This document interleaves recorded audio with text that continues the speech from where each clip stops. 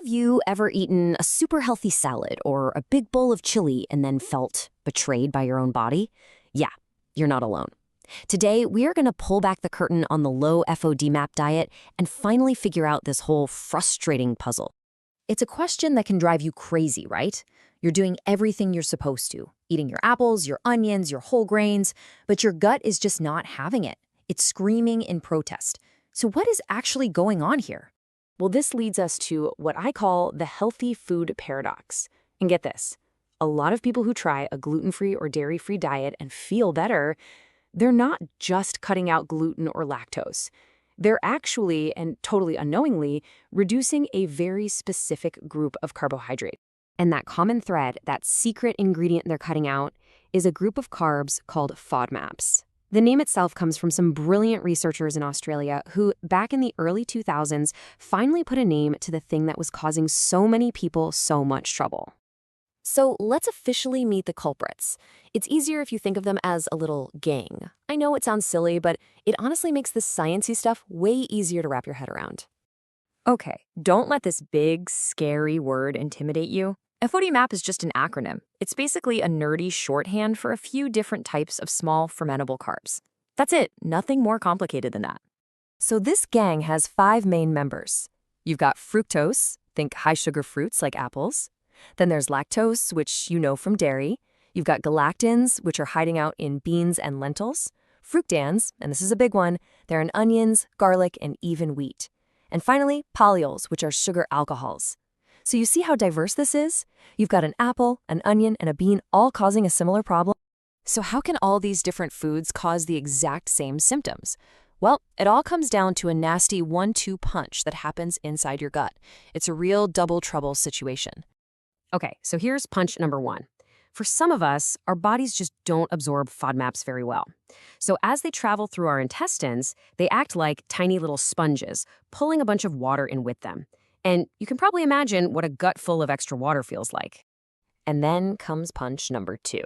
Once these unabsorbed FODMAPs make it to your large intestine, your gut bacteria, they see it as an all-you-can-eat buffet. They have an absolute feast, fermenting all those carbs. And the main byproduct of that party? Gas. Lots of it. So when you put it all together, the extra water stretching out your intestines, plus all that extra gas, that is what creates the classic miserable symptoms of IBS.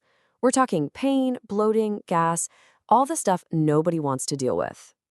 All right, so at this point, the FODMAP gang sounds pretty awful, right? They seem like the obvious villains in our story. But this is where things get really interesting.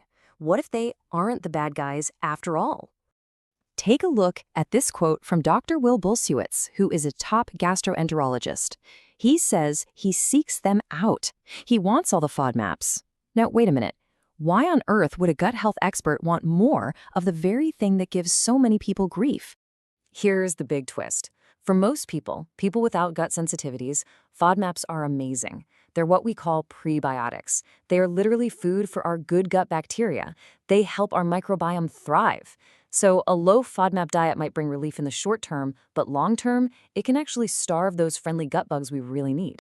And that brings us to the most important point of all. The low FODMAP diet is not a forever diet. It's not a trendy weight loss plan. It is a structured diagnostic tool. The best way to think about it is like a short play in 3 acts. So let's be super clear about this. This is a temporary, clinical tool meant for people with diagnosed issues like IBS. And you should really do it with a doctor or dietitian. If your digestion is fine, you have absolutely no reason to avoid these healthy, amazing foods. So here are the 3 acts. Act 1 is elimination. This is where you temporarily cut way back on high FODMAP foods for just a few weeks to let your system calm down. Act 2 is reintroduction.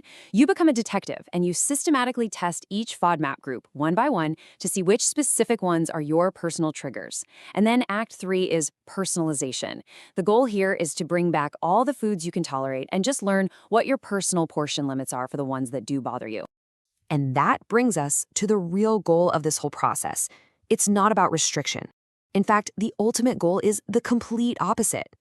See, the end game is to build a stronger, more resilient gut.